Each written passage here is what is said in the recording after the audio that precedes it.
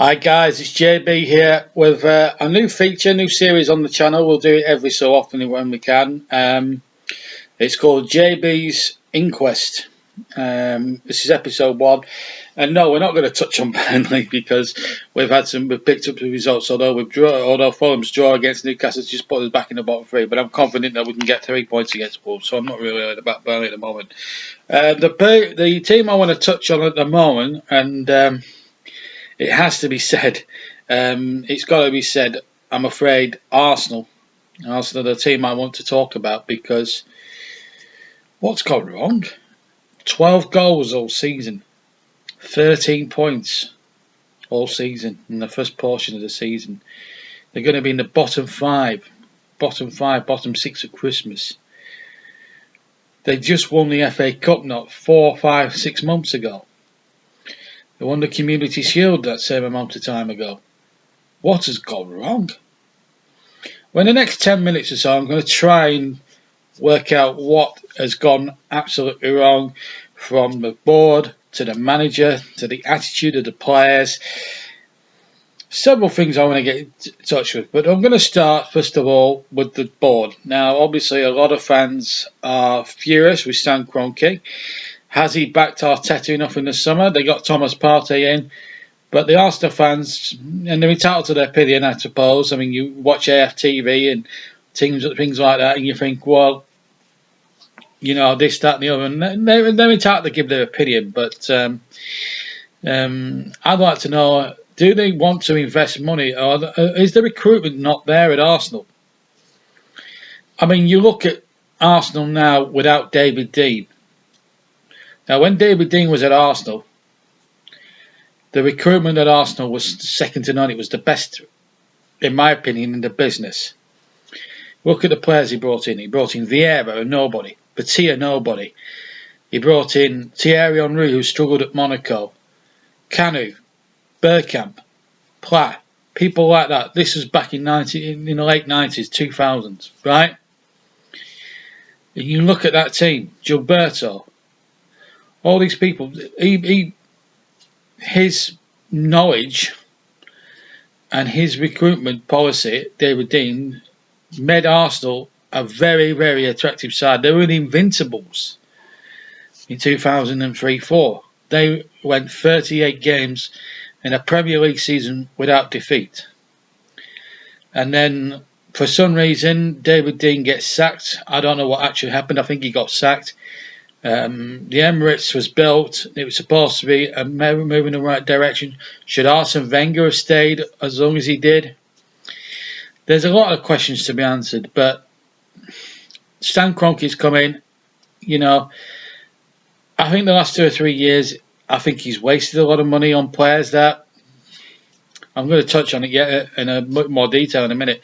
That some of the attitudes of some of the players that he spent money on, and he spent money on. He spent 72 million quid on Nicola Pepe, and today at Everton he didn't at all try, apart from the penalty, which in fairness he took very well. He didn't look at all bothered. He could not be bothered putting in a shift, and that is a big problem. So there's lots of, you know. So I think Kroenke's given the managers the money. They've just wasted it on players who have got, could be quite frank. I hope, you know, I'm sure a lot of Arsenal fans might agree with me, some won't, but I think some of the players have got shoddy attitudes. I'm going to touch on the players in a minute. Unai Emery had a real struggle first year. Got them to a Europa League final, but they were completely, utterly blitzed 4-1 by Chelsea. He had 13 games last season and couldn't save his job. I think they were about 10th when he got sacked or something. Anyway, he got sacked. Arteta came in. I was surprised they didn't go for Ancelotti because he was available at the time. They decided, in their wisdom, Kroenke and the board, not to go after Ancelotti, which I think Ancelotti would have actually done them more good. I think Arteta would have been happier. I think Arteta would have been much more suited to going to Everton at the time. But they plumped for Arteta.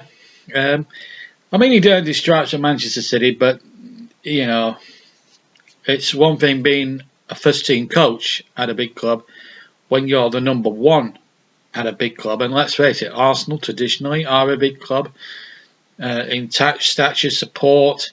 You look at the stadium, it's one of the best stadiums in the country, the Emirates Stadium. It's a cracking stadium, brilliantly built. I think a lot of proper Arsenal fans should not have left Highbury. I feel exactly the same. As impressive as the Emirates looks with its sleek stadium, it's very chic, but very sleek. But Highbury had a lot of character about it, and it was a proper football ground. And they should never have left Highbury. That was another mistake. As for the managers, Unai Emery, I think some of it's been. I feel for Arteta in some respects because he's got a sorry mess of a side that has signings mainly from Wenger and Emery's time there, and I just don't think the players want to put a shift in for him at the moment. I feel for him a little bit. He's trying to be tactically sound and cute, but it's difficult when you've got shoddy attitude of the players, and they're the people I want to touch on first. Now, I watch a lot of AFTV, and I'm sure a lot of you guys who subscribe to me are subscribers to Robbie, DT, Troops, Lee, Ty, and everybody else who appears on that channel. I just saw a video just before I came on and did this video of DT being criticised by one Arsenal fan for comparing Unai Emery to Mikel Arteta, and he grew his phone and stormed out of the studio in disgust. Thankfully, his phone's fine. But having said that, it's I don't know, but you watch a lot of AFTV. Now, I noticed a few things when commentating on Arsenal last week when they played Burnley. There were a few players with rabbits in headlights. Now, you look at the disciplinary record. 7 red cards since Arteta took over this time last year. Right? 7 red cards. The opposition have only had 3. Tells you what you need to know in a nutshell, really, doesn't it? As I said, I observed Arsenal doing the commentary on here last week when Burnley visited. The only positives they put in that day was the 15-minute spell at the start of the second half when they had 4 or 5 big chances to score, and Nick Pope was just in imperious form, but there was some poor finishing in there. Lacazette should have scored in the first half. Tierney, I thought Kieran Tierney is their best player. I think he shows more than half the strike force that Arsenal have got. And you look at their strikers. Okay, they were missing Aubameyang for against Everton today, but he's been off the pace. Lacazette's been off the pace. Pepe doesn't put a shift in. They left out Mesut Ozil at the 23-man Premier League squad, which I think was a mistake. Yeah, sometimes he can blow hot and cold, and sometimes he's too much of a passenger or too much of a what you call a luxury player. But you can't leave him out. He's still, on his day, world class. And I'm sure if he'd have been in the side for some of those games they've lost, like Burnley, like Southampton, they drew, like Everton today, he might have made a bit of a difference for them. And I suppose that's why Arsenal were able to finish in the top 10 last season, because they had to play Ozil. Now, I know he's a bit of a, I know he wants to be this and that and the other, but he'll be sitting there on 300 grand a week wages doing diddly squat. That's not his fault. Arteta doesn't fancy him, quite clearly. I don't understand why. Any team would be very lucky to have Mesut Ozil. And if Burnley were offered Mesut Ozil on a plate and he was willing to take a wage cut but play with a great attitude and great authority, even at his age, I'd take him. He's a great player. You don't become a bad player overnight, and I think Arsenal fans need, Mikel Arteta and the Arsenal guys need to get it into the head that you've got a great player there. He's still world class. He was world class, still is class, and he could do a job for Arsenal, but he can't because he needs to. I think when the January window comes around, I think 1 or 2 players need to go.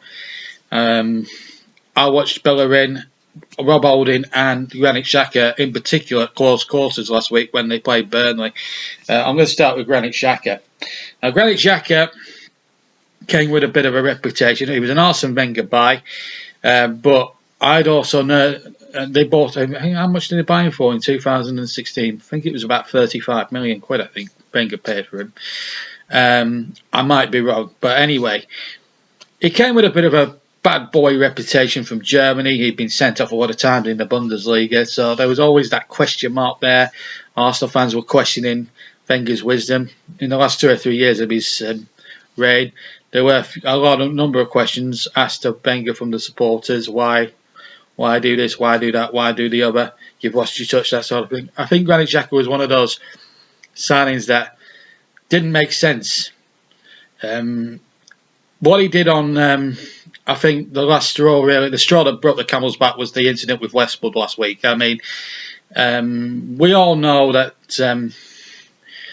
he's a volatile player at the best of times. I don't think there's any doubt about that. I think what we've got to also consider is that the fact that that he is a bit, I mean, I was on Mike Harneman's channel last week. He'd asked me to do a video with him with a couple of Arsenal fans, and we spent a lot of time talking about Arsenal's inefficiencies rather than Burnley's thing. But it's a fair point that Arsenal, the team they are, and you look at their quality, and you look at that. I mean, on paper, they should have wiped the floor with us last week. I don't think you can actually give them much doubt about that.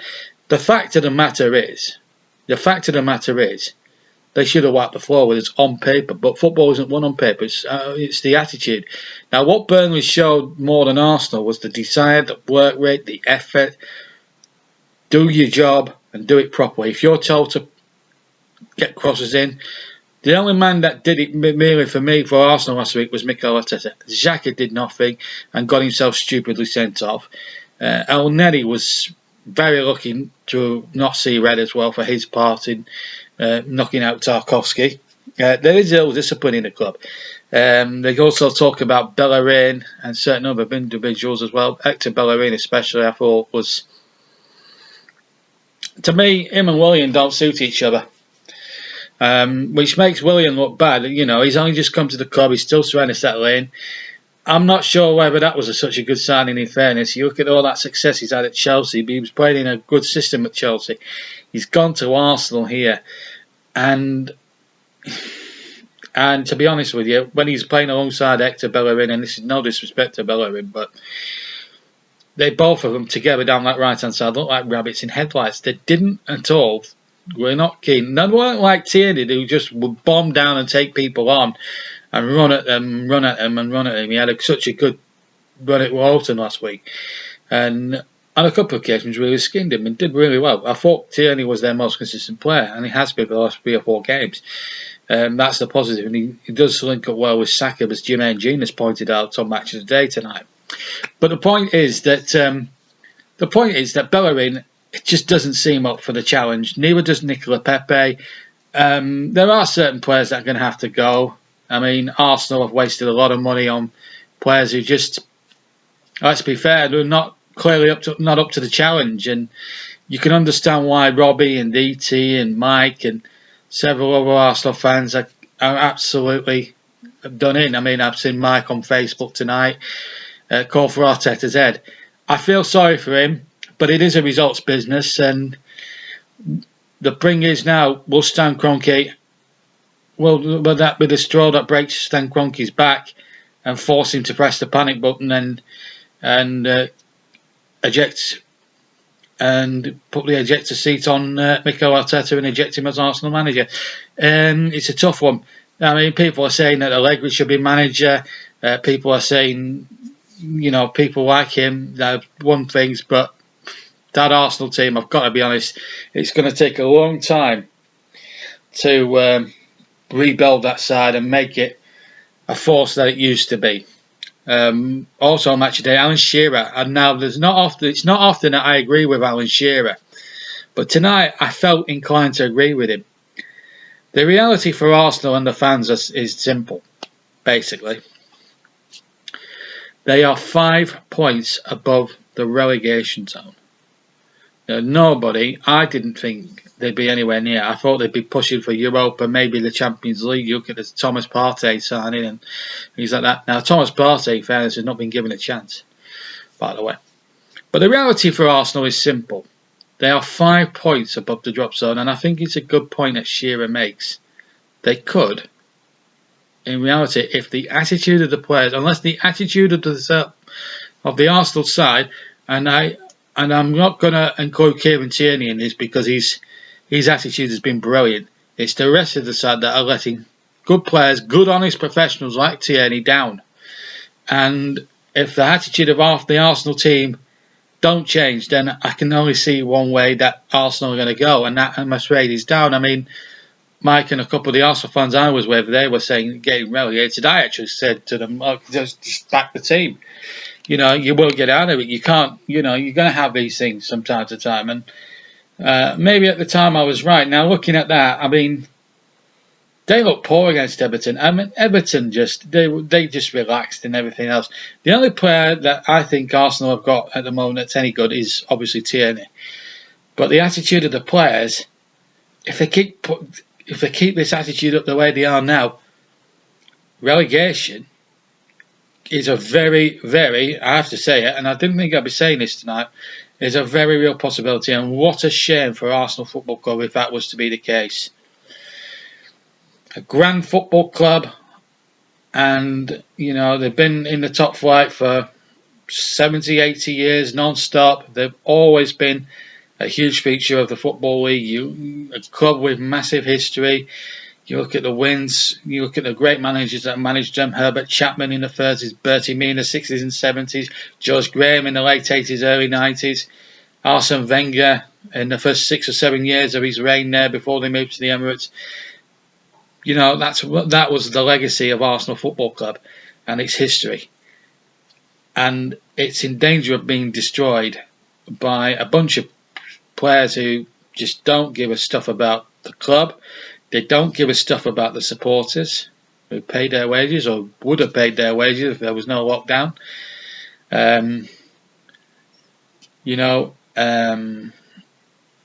They don't give a monkeys about the manager. The attitude stinks, and they are desperately. They don't play with any fight with the shirt. They are being paid, but they'll take their £250,000 a week wage packet or whatever they're on, and live a very comfortable life under security and things like that. Their posh houses and things like that on the outskirts of London and places like that. But there has to be something. I think something's got to give now. I think Arsenal really have to seriously think about having a better January window, because if they don't, they will be in a relegation struggle. Whether they go down or not, now that's up to the attitude of the players. I think on paper they've got enough, but on the pitch they don't look to have enough, or they don't have enough to have a stomach for the fight, and that's sad. And it's a great club, Arsenal. I've got a lot of respect for the club, and it's a great shame. It'd be a great shame for football if Arsenal were relegated to the Championship. A lot of the other London clubs would absolutely laugh their socks off, but from a neutral's point of view, and you look at it, Arsenal have always been an ever-present in the top flight, but as long as I can remember, and it would be, I mean, it's not unthinkable now that they could actually end up in a relegation dogfight, unless something changes, or the attitude of the players, or the manager turns it around, or they sack Arteta. If they're going to sack Arteta, sack him and get somebody else in that can do the job. Something's got to give, and it has to happen sooner or later. Otherwise, they could be scrapping for their lives at the end of the season. Well, that's my opinion on Arsenal. I hope you've enjoyed the video. If you have enjoyed the video, please obviously leave a like, obviously. And if you haven't subscribed to the channel and would like to, all you've got to do is hit that subscription button and you hit the notification bells to find out when we are next. We'll be back with live commentary tomorrow night with Aston Villa away at West Brom, a Midlands derby. We've also got the match streaming tomorrow at 1:30 and Scott Sport at 10 o'clock, plus Chris's Raven West series in between. And Trevor's got a match of the day on Christmas Day, but it's going to be, and I'm doing Arsenal-Chelsea virtually, and it's a good game, but I'm not going to give you any more than that. But you can watch that in your own leisure. There will be no premiere for that. But anyway, thank you for watching the video, and I hope to see you very soon. I'll be doing the Christmas sessions as well in the next couple of days, so stay tuned for that. But until then, take care, and I'll see you later. Bye bye.